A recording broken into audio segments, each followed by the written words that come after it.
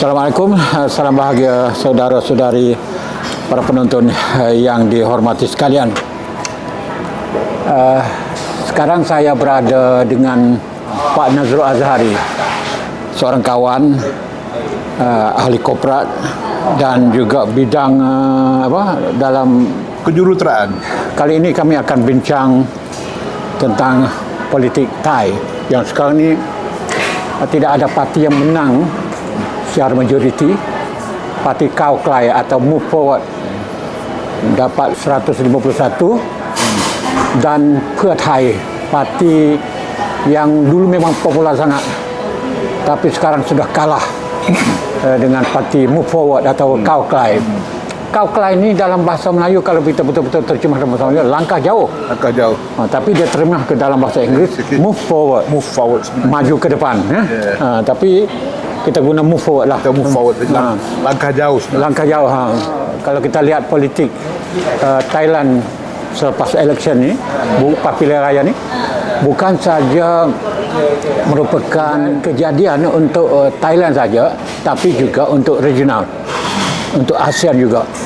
Kerana Thailand selepas kudeta menjadi seperti dengan Kemboja, dipimpin oleh tentera. Ya. Juga Vietnam, China dan akhir sekali Myanmar.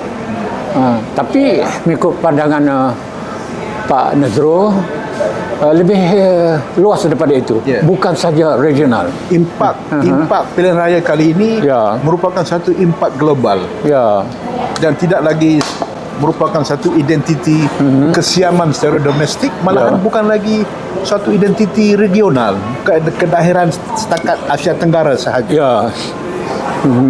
Oleh kerana saya tidak mau mengulang hal-hal yang klise tentang amalan demokrasi di Thailand, karena itu sudah memang makruf dan diketahui umum dengan secara meluas. Yang mau saya bawa hari ini dari sudut impaknya kepada politik, ekonomi dan sosiobudaya global. Oleh kerana 3 pilihan raya besar akan terjadi, akan mengambil tempat dalam 2 tahun yang mendatang ini. Okey. Sebelum sampai ke situ, lebih baik kita memberi penjelasan, penerangan tentang pilihan raya di Thailand dulu. Kenapa parti Cao Klai, parti Move Forward yang merupakan baru saja lahir dan ahli parti di kalangan orang muda, generasi muda, kenapa boleh mengalah parti besar seperti Pheu Thai yang sudah established, dan sentiasa menang dalam pilihan raya, tak dapat ditumpaskan kecuali melalui kudeta. Kenapa?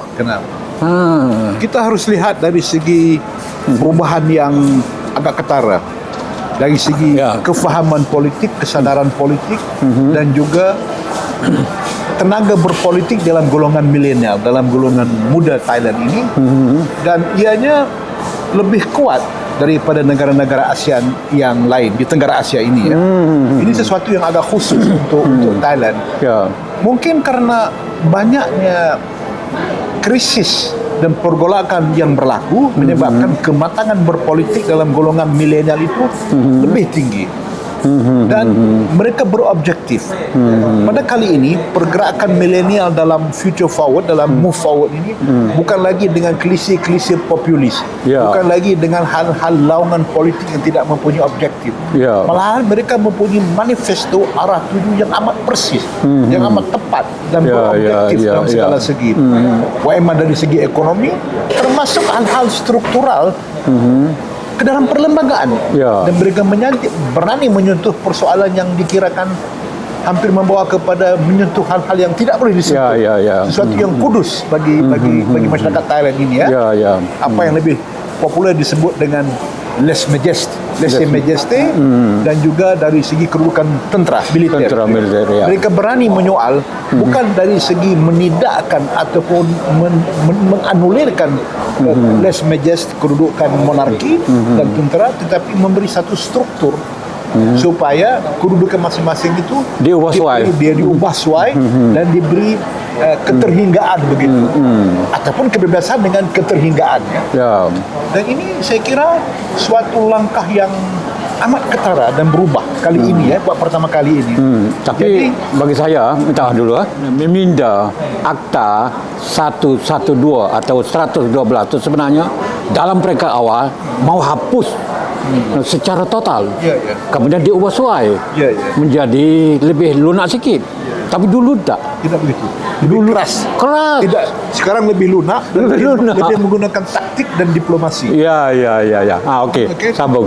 Mereka sadar bahwasanya menukar secara struktural dengan mendadak dan totok itu tidak boleh. Tidak boleh. Dan tidak mungkin dalam keadaan selera politik dan suasana pada hari ini. Tak boleh. Karena tentera pun sama. Sebab Thailand ini telah terlampau kuat dengan deep state-nya. Ya, dengan ya. daulah amikanya itu terlampau kuat. Itu tidak boleh digugat gitu ya. Ya, betul. Jadi sekarang ini bukan masalah menggugat, masalah membawa sedikit rungkaian dan rangkaian kembali dengan secara lebih memberi ketepatan dan keterjurusan supaya dapat dilihat dengan teliti, Ya. supaya semua pihak tahu di mana batas-batasnya. Ya. Mungkin perkataan batas tidak disukai. Okeylah, saya menggunakan istilah degrees of freedom. Mungkin dalam bahasa Melayu artinya apakah ruang ini bukakan itu, ruang kebebasan itu. Ya.